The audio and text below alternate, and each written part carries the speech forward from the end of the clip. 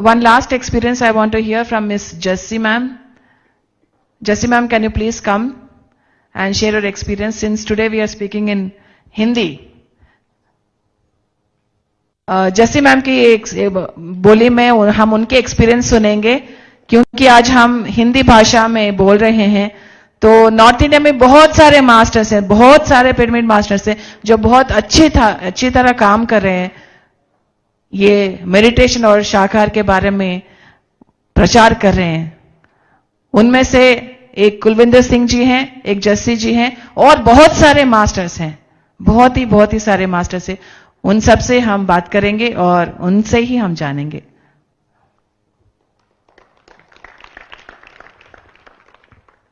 Thank you Parineeta ji. And आप सभी को बहुत बहुत नमस्कार मेरी तरफ से. मुझे बहुत ही डीप मेडिटेशन में थी, मैं अभी भी एक्सपीरियंस भी सुन रही थी तो मेडिटेशन में ही सुन रही थी. इतना अच्छा यहाँ पर पिरामिड में ध्यान हो रहा है. हम सब बहुत भाग्यशाली हैं जो हमें पत्री जी जैसे महान युग पुरुष के साथ जीवन जीने का अवसर मिला. पत्री सर के लिए और अपने लिए और अपने इस अद्भुत भाग्य के लिए एक बार जोरदार से तालियां बजाएं. जोर से तालियां बजाएं एक बार. हम सोचते थे कि कभी हम गुरु नानक के टाइम पे होते इस धरती पर, बुद्ध के टाइम पे होते, जब इतने महान पुरुष हुए हैं, तो काश हम भी उनके समय में होते. लेकिन दोस्तों, आज भी वही समय है और था कि हम इतने महान युग पुरुष के सानिध्य में, उनके मार्गदर्शन में हमने जीवन जिया कि हम शायद वो जो पल हैं वही हमारी पूंजी है, वही हमारे साथ जाएगी. मैं 2010 में ध्यान में आई. मेरी बचपन से ही आध्यात्मिक एक वातावरण में परवरिश हुई, और जब मैं टीन एज में थी तो मेरे बहुत सपने थे कि मैं एक संगीतकार बनूंगी, इंजीनियर बनूंगी, और मैं उसके लिए बहुत मेहनत करती थी. लेकिन मेरे जीवन में एक ऐसा टर्निंग पॉइंट आया कि मैं अध्यात्म में आ गई, और वहां से मेरी यात्रा शुरू हुई अपनी दादी के साथ में. और वो एक बहुत महान थर्ड आई मास्टर थी, ब्रह्मज्ञानी थी. लेकिन उस समय हम ये सब नहीं जानते थे. बस एक अंदर से खिंचाव था कि मुझे इनके पास ही रहना है और इनकी सेवा करनी है, क्योंकि वो दादी थी तो मुझे अवसर मिला रहने का उनके साथ. और मैंने अपने जीवन के, आप ये समझो कि 14 साल से लेकर 40 साल तक की उम्र उन्हीं के साथ बिताई. बाहर की दुनिया में क्या हो रहा है मुझे कुछ पता नहीं था. और 2005 में उन्होंने जब शरीर छोड़ा तो मुझे ऐसा लगा मैं तो बिल्कुल अकेली हो गई हूं, क्योंकि उनके सानिध्य में रहते रहते मैं खुद को भी भूल चुकी थी. और अध्यात्म की जितनी बातें आज हम सुनते हैं, वर्कशॉप्स होती हैं, वो सब हमारे घर में हर समय चलती रहती थी. और वो मुझे बार बार कहती थी कि हम, कोई भी गुरु, कोई भी संत मार्ग दिखा सकता है, लेकिन साधना स्वयं करनी पड़ती है. क्योंकि बचपना था तो मैं उन्हें कहती थी, नहीं साधना आप करो, मैं सेवा करती हूं, आप मुझे साथ ले जाना. लेकिन उस समय में ये चीजें समझ नहीं आई. और जब उन्होंने शरीर छोड़ा तो मुझे ऐसा लगा कि मेरे जीवन में तो कुछ बचा ही नहीं है अब. और मैं डिप्रेशन में चली गई. उस समय मैं जॉब भी करती थी बार्कलेज बैंक में. तो मैंने अपना पूरा समय संसार में भागने में लगा दिया. पैसा कमाना है मुझे और मुझे संसार में जाना है. लेकिन वो डिप्रेशन बढ़ता गया और मेरे दोनों घुटनों में बहुत ज्यादा प्रॉब्लम होनी शुरू हो गई और मेरा चलना फिरना बंद होना शुरू हो गया. तो मैं बहुत मुश्किल से ऑफिस जाना, काम करना, वो बहुत एक चैलेंज हो गया था. और जब आपकी सेहत ठीक नहीं होती है तो सारे रिश्ते नाते सब खराब हो जाते हैं, और ऑफिस में भी परफॉर्मेंस पे बहुत फर्क पड़ता था. तो 8 साल ऐसे ही मैंने पहले एलोपैथिक दवाइयां खाई, सर्जरी कराई, ऑर्थोस्कोपी कराई. फिर उनका बहुत साइड इफेक्ट हुआ तो मैंने उसको आयुर्वेदिक दवाइयां खानी शुरू की. फिर बैच फ्लावर रेमेडीज खाई.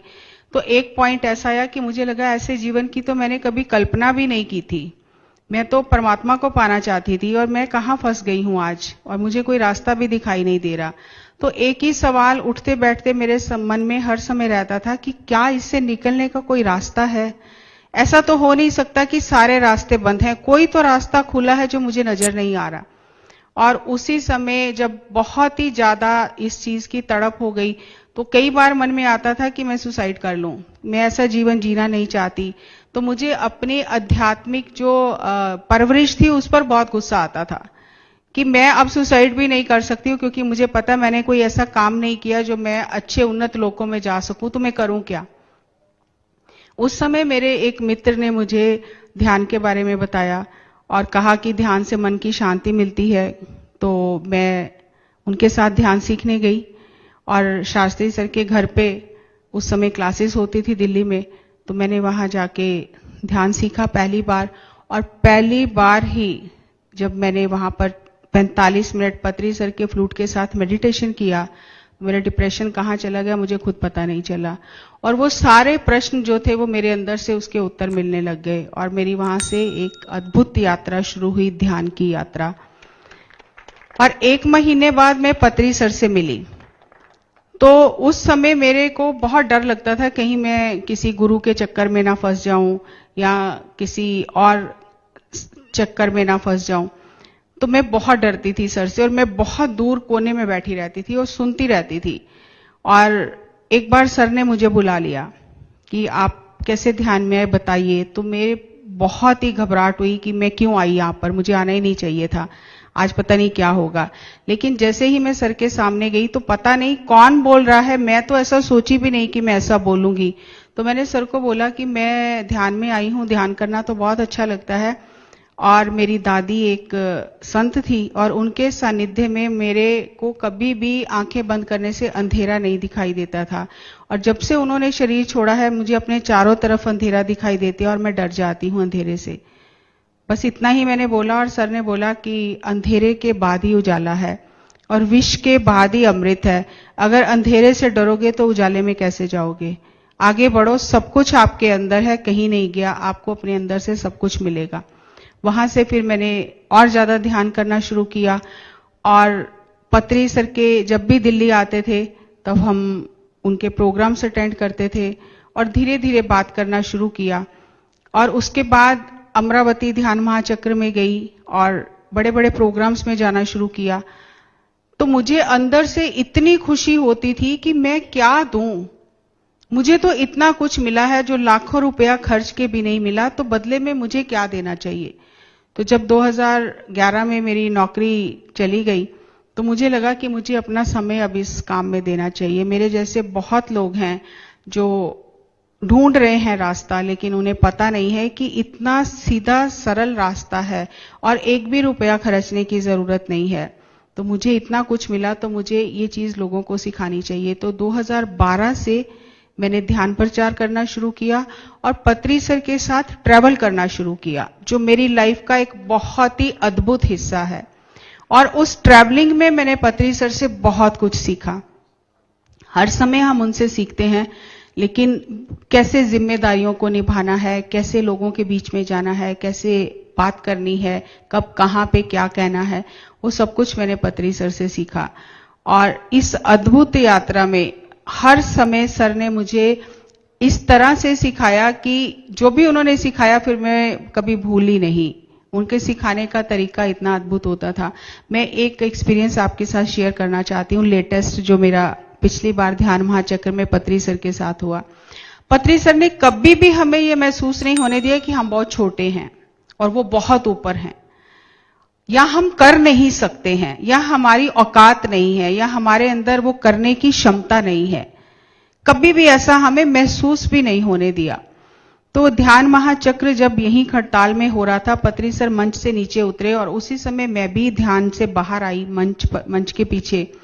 तो सर की गाड़ी में सब लोग बैठे हुए थे और पूरी गाड़ी भरी हुई थी। सर ने मुझे देखते ही कहा, जस्सी मैडम इधर आओ, और किसी को उतारा और मुझे वहां पर गाड़ी में बिठा लिया। और वहां से लेकर अन्नदान तक सर जब गए अपनी गाड़ी में, तो सर वहां पर, जैसे सर की एक स्वभाव था कि वो वहां पर सेवा करने लग जाते थे, सर्व करने लग जाते थे। कभी भी इतने सालों में मेरे मन में ये बात नहीं आई कि मैं भी सर्व करूं। उस दिन पता नहीं क्यों मुझे लगा कि मैं चाहे 5 मिनट खड़ी हो सकती हूँ, मैं खड़ी होकर आज सर्व करूंगी। तो मैं भी सर्व करने लगी पहली बार और मुझे इतना आनंद मिला। और मैं अपने मन में सोच रही हूं कि कभी क्यों मुझे ये विचार नहीं आया कि मैं भी सेवा करूं। और ऐसे 2 छोड़ के जगह और सर खड़े थे, सर भी सर्व कर रहे थे उसी लाइन में। मैंने नहीं सर को देखा, ये मुझे पता है सर खड़े हैं, मैं अपना वो सर्व कर रही हूं, जो भी पचड़ी बोलते हैं, चटनी। तो सर 10 मिनट बाद ही मेरे सामने बिल्कुल आ गए, सामने वाली लेन में। अब मैं यहां सर्व कर रही हूं, सर बिल्कुल मेरे सामने सर्व कर रहे हैं, और वही पचड़ी जो मैं सर्व कर रही हूं वही सर सर्व कर रहे हैं। मैंने नहीं देखा, फिर भी ये भी मुझे पता है सर सामने खड़े हैं, लेकिन मैं अपना सर्व करती रही। तो सर ने मुझे आवाज लगाई, जस्सी मैडम आप जिस स्पून से सर्व कर रहे हो ये ठीक नहीं है, देखो मेरा स्पून देखो कितना बड़ा है, आप ये वाला स्पून लेके सर्व करो। तो मैंने साथ वाले मैडम को बोला कि मुझे भी ऐसा स्पून लाके दो, लेकिन मैं फिर उससे डालने लगी। फिर सर ने मुझे बोला मैडम इससे मत डालो, वो स्पून आएगा उससे डालो। इतने में स्पून आ गया और मैंने भी उससे डालना शुरू किया। तभी 5 मिनट बाद अचानक मेरी नजर गई, मैंने सामने देखा सर को, तो सर के टेबल पे जो बाल्टी बकेट पड़ी थी जिसमें से सर पचड़ी डाले थे, एक भी ड्रॉप नीचे नहीं गिरा हुआ था। और जब मैंने अपनी तरफ देखा तो बहुत सारा नीचे गिरा हुआ था। तो मुझे इतनी हैरानी हुई कि सर मुझे कह सकते थे कि आप ठीक से नहीं कर रहे हो, आपको करना नहीं आता है, या डांट भी सकते थे, लेकिन सर ने इधर से ही देख लिया कि मैं सही नहीं कर रही हूं और मुझे सामने जाके करके दिखाया कि देखो ऐसे करना है, और अंदर से ही मुझे समझ में आई। और उस दिन मुझे ये समझ में आया, योगा कर्मसु कौशलम, कि योग का मतलब ये नहीं है कि हम सारा सारा दिन 8-8 घंटे आंखें बंद करके बैठे रहें। हर काम में हमारे एनर्जी सिग्नेचर नजर आने चाहिए कि ये काम मैंने किया है और कितनी कुशलता से किया है। एक भी शब्द सर ने मुझे नहीं बोला, लेकिन मुझे सब कुछ समझा दिया। इसी तरह स्वाध्याय करना, सज्जन सांगत्य करना, अपना एक्सपीरियंस कैसे शेयर करना है, उसमें कितनी हमारी ऊर्जा होनी चाहिए, एक एक चीज सर ने इतनी सुंदरता से समझाई। अगर हम उस मार्ग पर चलें तो हम ये जीवन धन्य कर सकते हैं। जो कुछ वो हमारी झोली में डालकर गए हैं, बस हमें उन मोतियों को सहेजना है, ध्यान प्रचार करना है, लोगों को ध्यान के बारे में बताना है, स्वाध्याय के बारे में बताना है। कहते हैं कि एक पेपर ना लीक नहीं करते, लीक हो जाता है तो कैंसिल कर देते हैं, लेकिन पत्री सर ऐसे महान मास्टर हैं जिन्होंने अध्यात्म का पेपर लीक करके हमें बता दिया कि आप एक यात्रा पर हो, इसमें ये 3 प्रश्न आएंगे, इन 3 प्रश्नों का ये उत्तर है, ये उत्तर देने से आप उन्नत लोकों में चले जाओगे। इससे और क्या चाहिए हमें। तो सर ने हमें ये बताया कि हमारी आत्मा का पाठ्यक्रम है जो हम यहां सीखने आए हैं, उसके 3 विषय हैं। पहला ध्यान, स्वाध्याय और सज्जन संगत्य। ऐसा नहीं है कि हम एक ध्यान ही करते रहें और हम स्वाध्याय को इग्नोर करें या सज्जन सांगत्य को इग्नोर करें जो अभी हो रहा है। तीनों का बहुत महत्व है। तो पत्री सर ने ही बताया कि अगर 33% स्वाध्याय करना है तो 33% ध्यान करना है, 34% सज्जन सांगत्य करना है। अगर हर दिन आप 3 घंटे खुद के लिए ये काम करते हो तो आपको कोई रोक नहीं सकता है उन्नत लोकों में जाने के लिए। तो ऐसा प्रश्न पत्र जो सर ने हमें उत्तर बता दिए कि क्या करना है, कैसे करना है, तो आप समझ सकते हो कि हम कितने भाग्यशाली हैं। Thank you, thank you, thank you, thank you ma'am. తెలుగులో